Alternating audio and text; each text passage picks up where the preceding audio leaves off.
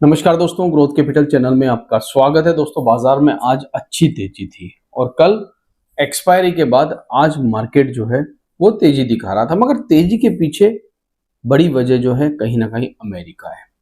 देखिए, गिरने की बड़ी वजह भी अमेरिका है और बढ़ने की बड़ी वजह भी अमेरिका है। और जैसा मैंने आपसे कल के वीडियो में कहा था कि इस समय बाजार की डोर अमेरिका के हाथ में है। देखिए, कई लोग इन चीजों को लेकर ट्रोल करते हैं, मतलब नहीं नहीं हम सब कुछ है।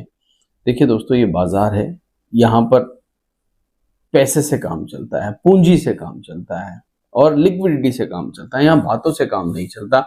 तो इस समय डोनाल्ड ट्रंप के हाथ में पूरे दुनिया भर के मार्केट के हाथ, मतलब बोलते हैं ना, डोर जो है इंटरनेशनली वो उसके हाथ में है, आप माने या ना माने। अब एक ट्वीट डोनाल्ड ट्रंप ने किया और भारत ने उसका तुरंत जवाब दिया। दोस्तों, अच्छी बात है, पॉजिटिव बात है। अगर कोई आपको बोलते हैं ना नमस्कार कर रहा है तो उसको नमस्कार करना जरूरी है दोस्तों, वरना उसका अपमान होता है। तो उन्होंने एक ट्वीट किया, हमारे प्रधानमंत्री जी ने उस ट्वीट का पॉजिटिव जवाब दिया और उस सब का असर बाजार में आपको देखने को मिला। मैं अभी चलूंगा उन ट्वीट के ऊपर भी और उसके बारे में भी बात करूंगा। और डेटा जो है वो इंटरेस्टिंग बन रहे हैं दोस्तों। आज मार्केट को उठाने में एक सेक्टर का सबसे बड़ा हाथ है। हालांकि सब कुछ चला है, मिड कैप चले, स्मॉल कैप चले, लार्ज कैप चले, मगर एक सेक्टर जो है बाजार को ऊपर खींच रहा था और उस सेक्टर के ऊपर बहुत बारीकी से हमारी नजर है। क्यों है? क्योंकि मैंने आपसे कहा था आने वाले समय में अगर डोनाल्ड ट्रंप गुस्सा करते हैं और टैरिफ को अग्रेसिवली और बढ़ाने के बारे में बात करते हैं, अलग अलग सेक्टर के बारे में बात करते हैं, तो उनके राडार पर ये सेक्टर होने वाला है। तो चलिए वीडियो को शुरू करते हैं। वीडियो अच्छा लगे तो लाइक, शेयर और सब्सक्राइब जरूर कर दिया करें। सबसे पहले डेटा को समझते हैं और उसके बाद ट्वीट पर भी चलेंगे। आज निफ्टी के 16 शेयर जो है रेड में बंद हुए हैं, मगर 34 ग्रीन में बंद हुए हैं। बहुत अच्छी बात है। निफ्टी 500 कमाल कर रहा था, 350 शेयर ग्रीन में, 146 शेयर रेड में। मगर आज तेजी की बड़ी वजह क्या थी दोस्तों? अगर आप तेजी की बड़ी वजह ढूंढने जाएंगे ना तो आपको यहां पर नजर आएगी वो तेजी की वजह। निफ्टी आईटी, यही बाजार को आज पूरी तरह संभालने का काम कर रहा था। 10 के 10 निफ्टी आईटी में 10 के 10 शेयर ग्रीन में बंद होना बहुत अच्छी बात है। वहीं ऑटो जो था वो गिराने का काम कर रहा था। पिछले कई दिनों से जीएसटी की खबर के बाद ऑटो सेक्टर ने सबसे तेज रफ्तार पकड़ी है दोस्तों, इसीलिए थोड़ी सी मुनाफा वसूली यहां पर हो सकती है। फार्मा ठीक ठाक कर रहा था, ज्यादा अग्रेसिव नहीं था। निफ्टी पीएसयू बैंक, क्योंकि बैंक निफ्टी अच्छा था तो 12 के 12 शेयर जो है आज निफ्टी पीएसयू के भी कमाल कर रहे थे। मतलब ओवरऑल अगर आप बाजार में देखेंगे, देखिए कल की तेजी के मुकाबले आज की तेजी ठीक है। कल जो तेजी थी उसमें सिर्फ निफ्टी चल रहा था, फिर बाद में मुनाफा वसूल भी। आज सारे सेक्टर चले हैं, ये अच्छी बात है। अगर सारे सेक्टर की अगर मैं बात करूं तो अगर यहां पर देखेंगे हम कि आप देखिए सेंसेक्स 300 पॉइंट ऊपर बंद हुआ। कल जैसा मैंने आपसे कहा था दोस्तों कि निफ्टी अगर 100 पॉइंट चले और मिड कैप स्मॉल कैप ना चले तो फिर फायदा क्या? तो निफ्टी 100 पॉइंट चला और मिड कैप स्मॉल कैप 350 पौने 400 पॉइंट चले। इसको बोलते हैं सही तेजी। एक्चुअल में जो तेजी होती है ना वो यहां पर ऐसे है। देखिए 100 पॉइंट निफ्टी चला, 400 पॉइंट स्मॉल कैप चल गए। न कि ऐसा हो कि 100 पॉइंट निफ्टी चले और 20 point small cap mid cap चले, फिर वो तेजी नहीं है, वो ट्रैप है। असली एक वजह और है। कल आप लोगों ने देखा होगा कई दिनों के बाद, कई ट्रेडिंग सेशन के बाद एफआईआई ने यहाँ 2000 करोड़ की खरीदारी कैश में की। हालांकि फ्यूचर्स में कुछ खास बेचा नहीं दोस्तों, मगर कैश में खरीदारी की ये भी एक पॉजिटिवनेस है। मगर एक दिन की खरीदारी से कुछ होता नहीं है दोस्तों। बेचोगे आप 30 दिन, खरीदोगे एक दिन, तो उससे बाजार को कोई फर्क नहीं पड़ेगा। बाजार गिरता ही चला जाएगा, फर्क ये पड़ेगा दोस्तों।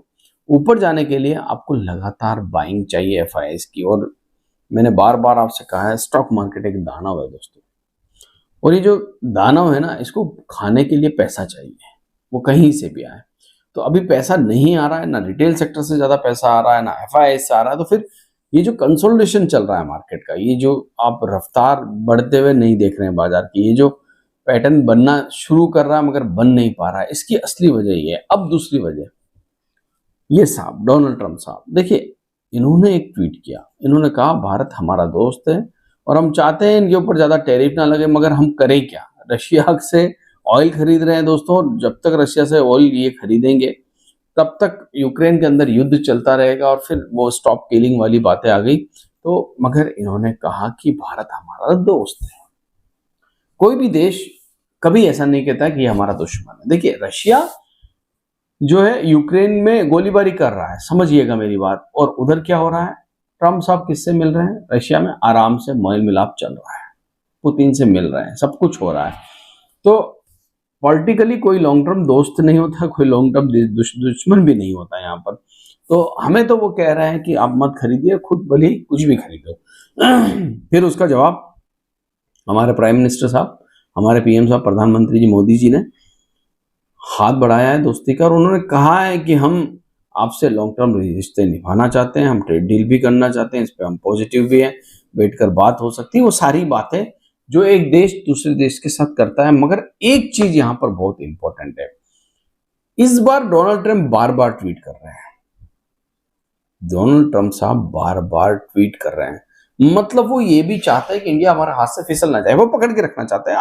आखिरकार हमारे पास जनसंख्या है दोस्तों, हमारे पास कंजप्शन है, हम कुछ भी प्रोडक्ट बनाएंगे, हम कुछ भी खपत कर सकते हैं, तो वो पावर है हमारे पास। इसलिए डोनाल्ड ट्रंप नहीं चाहता है कि भैया इंडिया मेरे हाथ से फिसल जाए। और कहीं ना कहीं इस चीज का आपको 2 ट्वीट में समझ में भी आ रहा होगा कि डोनाल्ड ट्रंप चाहते क्या। हालांकि कभी भी फिसल जाते हैं, कभी भी कुछ भी बोल देते हैं, वो चीजें सारी अलग है, मगर अभी बहुत सावधानी बरत रहे हैं। और अगर मान लीजिए ये सावधानी बरती जाती है और ये सिलसिला थोड़ा सा ट्वीट से हटकर मुलाकात पे जाता है, हालांकि भारत कह चुका है कि हम डील की तरफ आगे बढ़ने के लिए पूरी तरह तैयार है और हम प्लान कर रहे हैं इस बारे में, मगर मान लीजिए ये ट्वीट से निकलकर, ट्रूथ से निकलकर, सोशल मीडिया से निकलकर टेबल पर आ जाता है, और अगर ये टेबल पर आता है दोस्तों और ट्रेड डील की तरफ इंडिया एंड अमेरिका बढ़ जाते हैं, तो 2025 के लिए सबसे बड़ी खबर हो सकती है। जी हाँ, और फिर ये मार्केट को बोलते हैं रोक नहीं पाएगी। मगर अभी फिलहाल क्या, देखिए अभी भी पैटर्न बन रहा है, मगर इसको बनाने में ताकत बहुत लग रही है।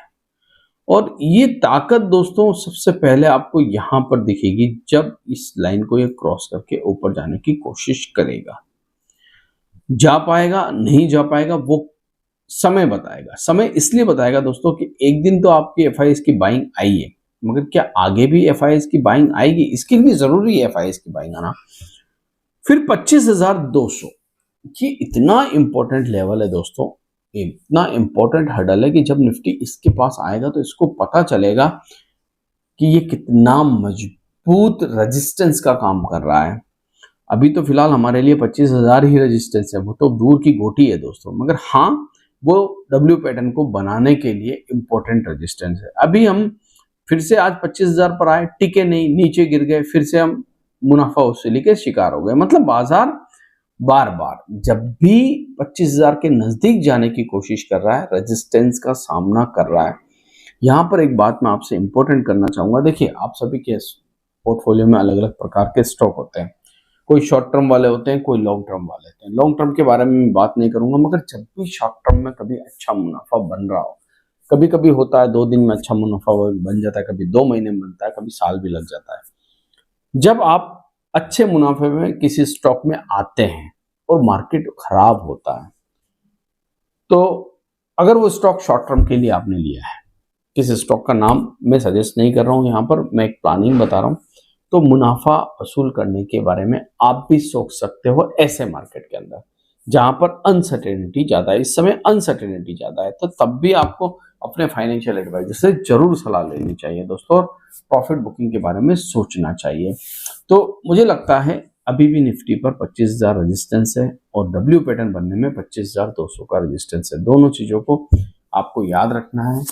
टर्म्स आप पर हमारी गहरी नजरें हैं, आप लोग भी रखिए। आशा करता हूँ वीडियो आपको अच्छा लगा होगा। अगर अच्छा लगा इसे लाइक कीजिए। Thank you.